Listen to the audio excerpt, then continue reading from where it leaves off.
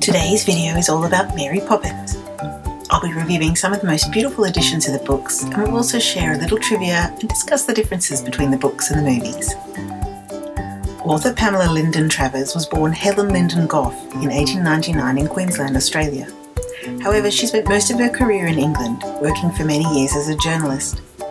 She wrote her first book about Mary Poppins, the magical English nanny, while recuperating from a serious illness, saying it was to while away the days, but also to put down something that had been in my mind for a long time. One of the most beautiful editions of this first book is the UK Deluxe edition released in late 2018, illustrated by the lovely Lauren Child.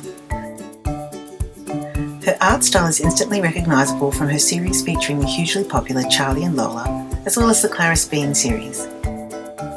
This first book introduces the Banks family from number 17 Cherry Tree Lane, London, consisting of Mr. and Mrs. Banks, their children Jane and Michael, and baby twins John and Barbara. When the children's nanny storms out in a huff, Mary Poppins arrives at their home, complete with her travelling carpet bag, blown in by a very strong east wind. Sensitively abridged, this beautiful edition is a perfect way to introduce a new generation to the original Mary Poppins novel.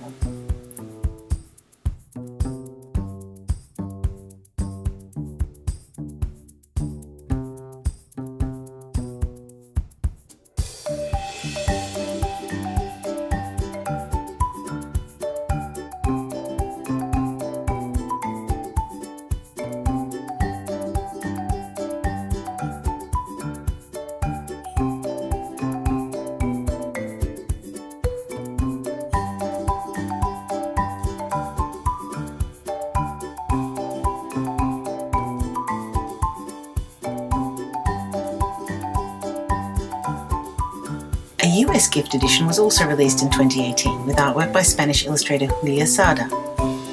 It features silver foil on the cover and beautiful artwork that I think reflects a kind of old school Disney magic, presenting Mary's London in rich full colour.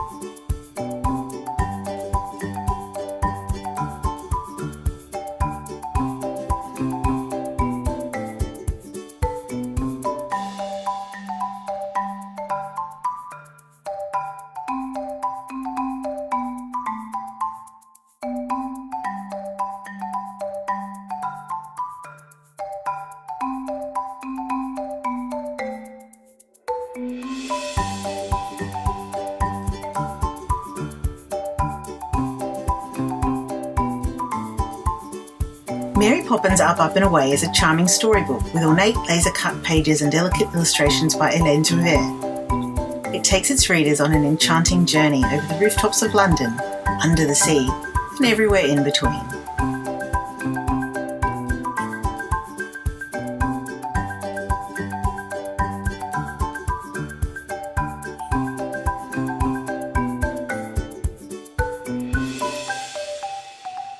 There are actually a total of 8 books in the Mary Poppins series.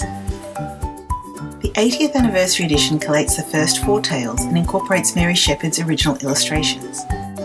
This edition has a gilded cover, a foreword by Gregory Maguire, as well as a closing essay by Pamela Travers called On Not Writing for Children.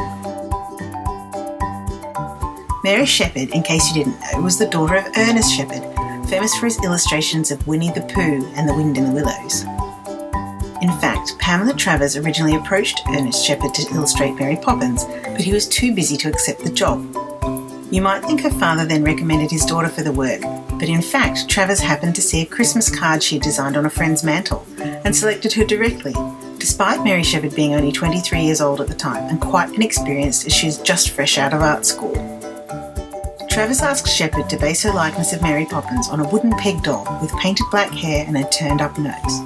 If you'd rather read the books in a smaller format, you can also still find some sweet hardback reproductions with the original black and white illustrations, as well as later colourised editions. The books in order are Mary Poppins, Mary Poppins Comes Back, Mary Poppins Opens the Door, Mary Poppins in the Park, Mary Poppins A to Z, Mary Poppins in the Kitchen, Mary Poppins in Cherry Tree Lane, and Mary Poppins in the House Next Door. Disney's 1964 Mary Poppins film won 5 Academy Awards, as well as being the only one of Walt Disney's films to earn a Best Picture nomination in his lifetime.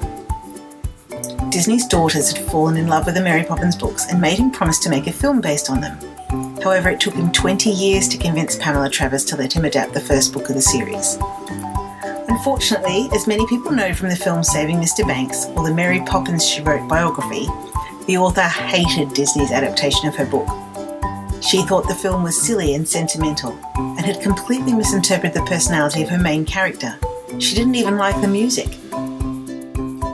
Their relationship became so acrimonious that Disney didn't even invite her to the movie premiere.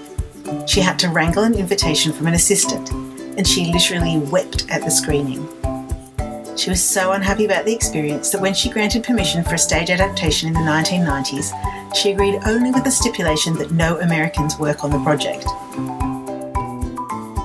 Some of the main artistic changes between the books and the movies included removing Jane and Michael Banks' twin siblings, reinventing Dick Van Dyke's iconic character Bert as a combination of the Matchman and the Sweep, and making Mary Poppins herself significantly kinder. Poppins is described in the books as a woman who never wastes time being nice, and is in fact rather a stern tyrant. She's always looking in mirrors because she feels only tenuously connected to the physical world. She has a cousin who's a snake, and she disappears at the end of the book with a wild cry. Personally, I have space in my heart for both the books and the movie. Thanks for watching, and see you again next time. Bye!